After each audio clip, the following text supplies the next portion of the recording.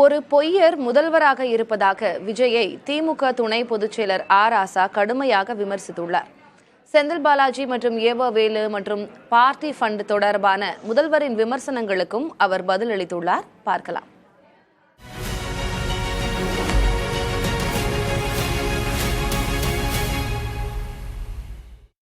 கையை காலாட்டிட்டு ஓடுறார் ஓடுறார் ஓடுறார் ஓடுறார் ஓடுறார். ஏன் ஓடுறார்? செந்தில் பாலாஜி ஓடுறார் ஓடுறார் ஓடுறார். எதுக்கு ஓடுறார்? நீ வழக்கு போட்டு இந்த நேர்மையா நடந்துகிட்டா நாங்க ஏன் பெயிலுக்கு போறோம்? ஒண்ணு தெரிஞ்சுங்க, பெயில் வாங்குறது இட் இஸ் ஸ்டாட்யூட்டரி ரைட். பொய் கேஸ் போடுகிற போது சட்டப்படி பெயில் வாங்குறதுக்கு அது வரைக்கும் நான் தலைவராக இருக்கிறதுக்கு எனக்கு உரிமை உண்டு. அரசியல் சட்டம் கொடுத்திருக்கிற உரிமை. ஏன்னா நீ போடுறது பொய் கேஸ். உயர்நீதிமன்றம் இந்த வழக்கு தப்புன்னு பிரிமா பேசியா எடுத்த எடுப்பிலேயே திருப்தி அடைந்ததுக்கு பிறகுதான், மன நிறைவு அடைந்ததற்கு பிறகுதான் செந்தில் பாலாஜி பெயில் கொடுக்குது. ஓடுறான்னா தனக்கு விழுந்த அடியை முழுக்கை சட்டை போட்டு மறைச்சிட்டு அப்பாவுக்கு தெரியக்கூடாது, தனக்கு நேர்ந்த காயம் பெரிதல்ல, ஜனநாயகத்துக்கு விழுந்த காயமும் அடிதான் என்று 24 வயதில் 25 வயதில் மூறி முழங்கிய ஒரு இளைஞனை ஸ்டாலின் சார் நான் உடனே எப்படி கூப்பிடலாம்? மந்திர அப்புறம் வாயில ஏதோ நான் படிச்ச படிப்பு வகித்த பொறுப்பு உனக்கு காப்பாத்திட்டு. சிங்கப்பூர் ஓடுறார்.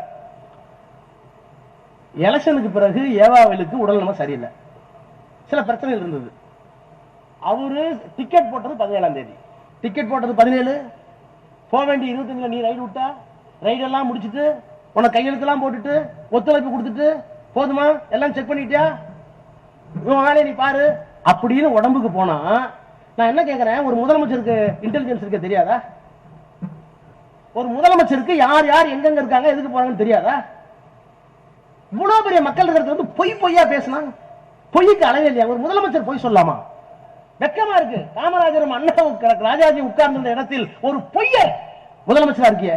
பார்ட்டி பண்ணு நீ சொல்ற, எதிர்கட்சி தலைவர் என்று சொல்றார். பார்ட்டி பண்ணு சொல்றீங்களே, எந்த பார்ட்டி வாங்கினாங்க, அதுக்கு என்ன ஆதாரம்? அதை சொல்ல வேண்டிய கடமை முதலமைச்சருக்கு இருக்குன்னு சொன்னார். இவர் பத்திட்டார். இவர் தான் ஆய திறக்க மாட்டாரு.